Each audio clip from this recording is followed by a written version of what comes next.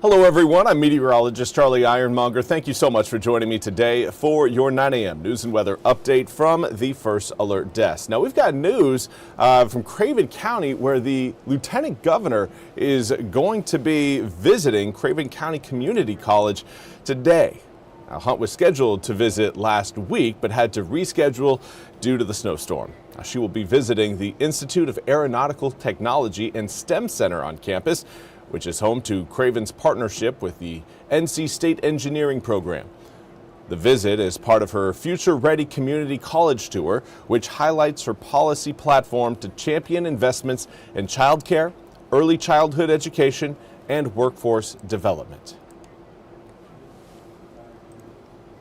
Now we want to turn our attention to the ongoing search for Nancy Guthrie that again is now stretched on far longer, obviously, than the family wants. We now turn to NBC's Liz Kreutz, who has more from Arizona. This morning, the Guthrie family making a direct appeal. In that new video, Savannah thanking people across the country for their prayers and asking for help finding her 84-year-old mom, even those far from the crime scene here in Tucson. The FBI also putting up these digital missing persons billboards donated by advertising giant Clear Channel in dozens of cities in the region. Meanwhile, we're learning more about how the Guthries first discovered Nancy was missing. A source close to the family telling NBC News that Nancy and her friends regularly gathered to watch church services together online. When Nancy didn't arrive at a friend's house Sunday morning, the friend called her daughter Annie. And now, as the search enters its 10th day, the deadline given in an alleged ransom demand has passed. The FBI says it's not aware of any continued communication between the Guthrie family and suspected kidnappers. Law enforcement has not verified the authenticity of the ransom note sent to 3 news outlets last week, demanding $6 million worth of Bitcoin. As the FBI works to determine who may be behind the demand, former hostage negotiator Jim Kavanaugh says certain aspects of the note, which he reviewed, made him question its legitimacy. Regardless of proof of life, they don't even prove they're the actual abductors. So they could come from anywhere in the world. On Saturday, Savannah posted another heart-wrenching video saying she and her siblings, Annie and Cameron, were willing to pay for the safe return of their mother. We beg you now to return our mother to us so that we can celebrate with her. This is the only way we will have peace.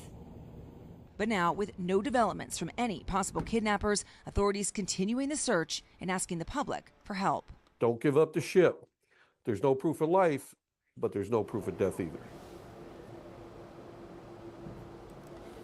And again, that was Liz Kreutz reporting. We now turn to your weather forecast. We've got sunny skies right now, and that will lead us to some pretty warm temperatures coming up later on this afternoon. Highs going to be getting into the mid-60s later on today, and with sky conditions looking like that, I have a feeling we're going to see quite a few eastern North Carolinians stretching their legs out in the shorts and the t-shirts later on this afternoon, feeling good. 50 degrees right now in Morehead City. Comes with a southerly wind at about 5 miles an hour.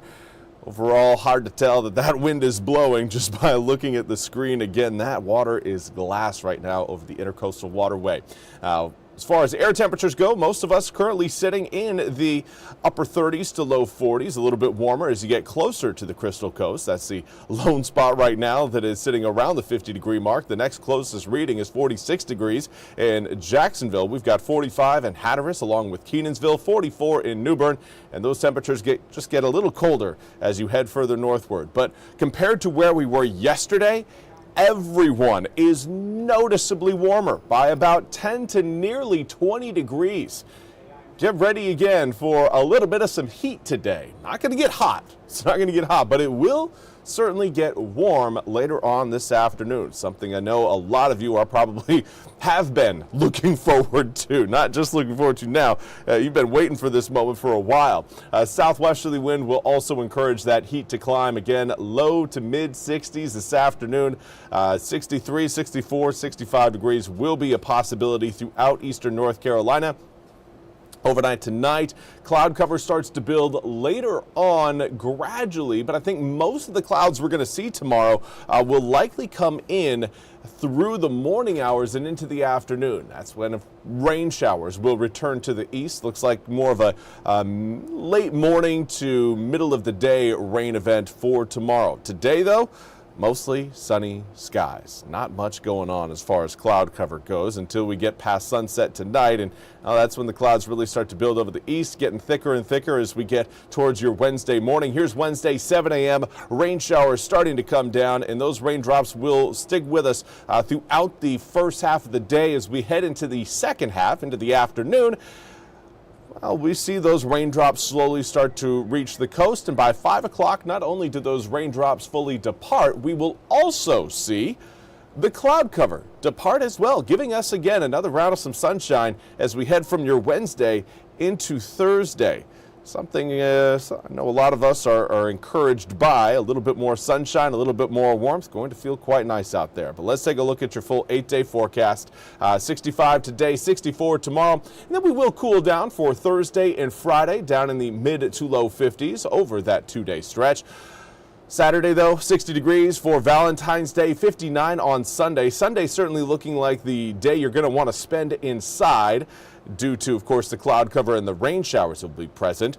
But Saturday, there certainly will be some clouds present over the east, a few sun breaks, but if you're hoping to dodge the rain showers with your significant other, loved one, just anyone you're spending time with on Valentine's Day, understand Valentine's Day weekend is going to be wet at the very end on Sunday due to rain showers rolling through. Those showers could extend into President's Day as well.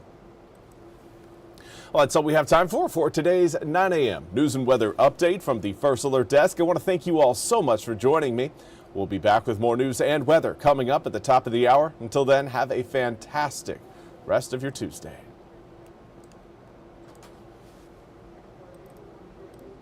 This hour of the WITN First Alert Desk is sponsored by ENC Pirate Realty.